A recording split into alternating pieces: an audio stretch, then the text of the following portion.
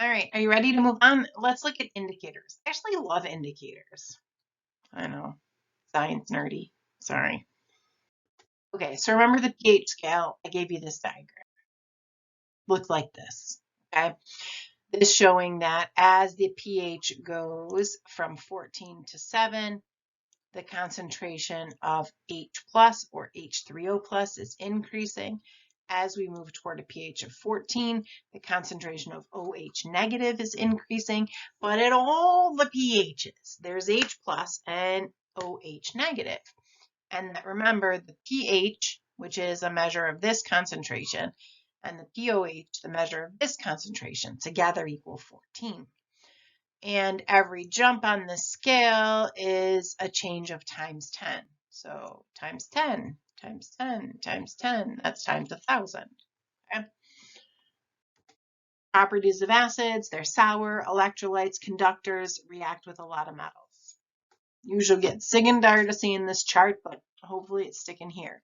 The strong bases, strong acids are always at the top. So table K lists acids. So the strong acids in this table are at the top. The strong electrolytes are also at the top. And the weak conductors, the weak electrolytes, are at the bottom. What about bases? Well, they're bitter, they're slippery, they're also electrolytes, they're also conductors. And the strong bases and the strong electrolytes, the strong conductors, are at the top.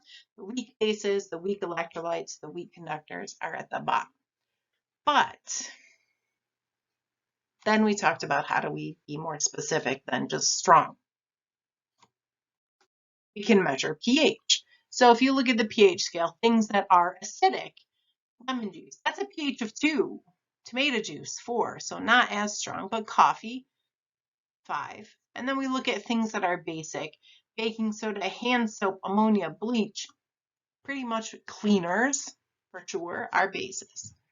Well, how do we measure pH? Like, how do we get to that number? So I know it's a measure of the concentration, but I can't look at my bottle of lemon juice in the house and say oh yeah, that's obviously a pH of 2.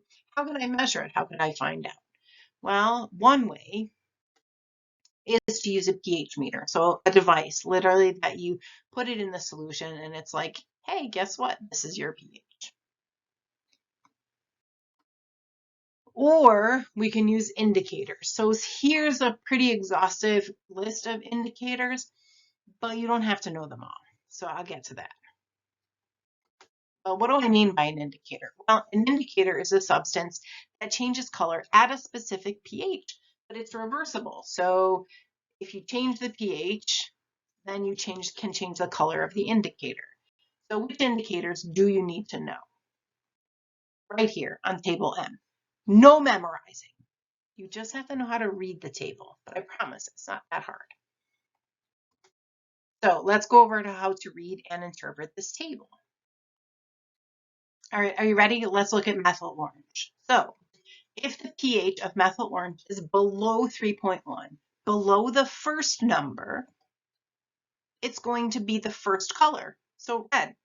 If the pH of the solution is above 4.4, it is going to be the second color. It's above the second number. It's going to be the second color. That's yellow. What if the pH, though, is in that range between 3.1 and 4.4? Guess what? We don't know for sure. So we don't talk about it. We don't know. Okay, so here's another visual. You can see methyl orange. If it's in a solution where the pH is under 3.1, it will be red. If it is in a solution where the pH is above 4.4, it will be yellow. And those are the only two color options you can say. You can't say anything else. Below 3.1, red. Above 4.4, yellow. Okay, let's look at bromthymol blue next. If the pH is below the first number, below 6.0, it's the first color, yellow. If the pH is above the second number, above 7.6, it's the second color, blue. If it is in that range from 6.0 to 7.6, I don't know. We don't talk about Bruno. We don't know. So again, here's these two colors. Look at this yellow. What could the pH be if it's yellow? It could be 1.0. It could be 4.5. It could be 5.9. What about if it's blue? 7.8, 12, 11, 13.2. Lots of options, okay?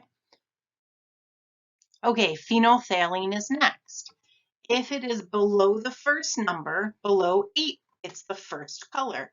If it is above the second number, above 9, it is the second color, pink. If it is in that range of 8.9, I don't know. We don't talk about Bruno. Okay, so phenolphthalein, when is it colorless? Anything under 8, so 6, 5, 2, 7.8. What about if it's pink? 9.1, 14, 12. Anything above 9. Okay, litmus is next. If the pH is below the first number, below 4.5, it's the first color, red. If it is above the second number, above 8.3, it is the second color, blue. If it is in that range from 4.5 to 8.3, we don't know for sure, so you know, we don't talk about Bruno.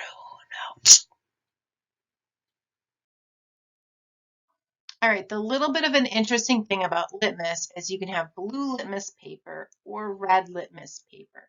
So if I take blue litmus paper and I put it in an acid, and you know, any acid that's a strong acid, so let's just assume we're putting in a strong acid, so the pH is below 4.5. You can see that that would be the first color.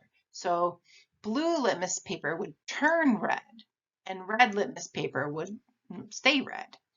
If we put it in a strong base, so something above 8.3, blue litmus paper would stay blue, but red litmus paper would turn blue. And at a neutral, so somewhere in this range, 4.5 to 8.3, neither of the papers would change color, okay? All right, now we're on to Bromcresol green. If the pH is below the first number, it is the first color, yellow. If the pH is above the second number, it's the second color, blue. If the pH is between 3.8 and 5.4, you know by now, we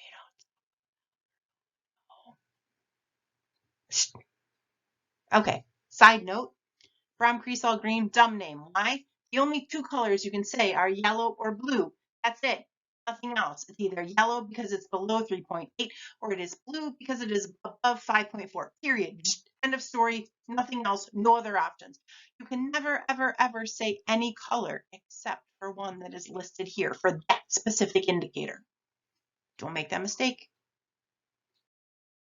Okay, so Bromcresol green, again, be mad at the name all you want, but under 3.8, it'll be yellow. Above 5.4, it will be blue.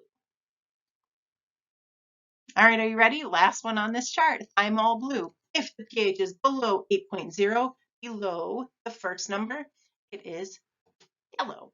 If the pH is above 9.6, above the second number, it is blue. If it is in that range from 8.0 to 9.6, we don't know. So by now, we don't talk about blue.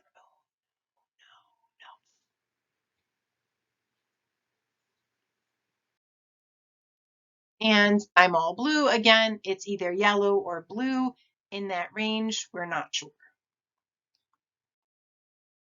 What indicator would be useful for identifying a substance as an acid?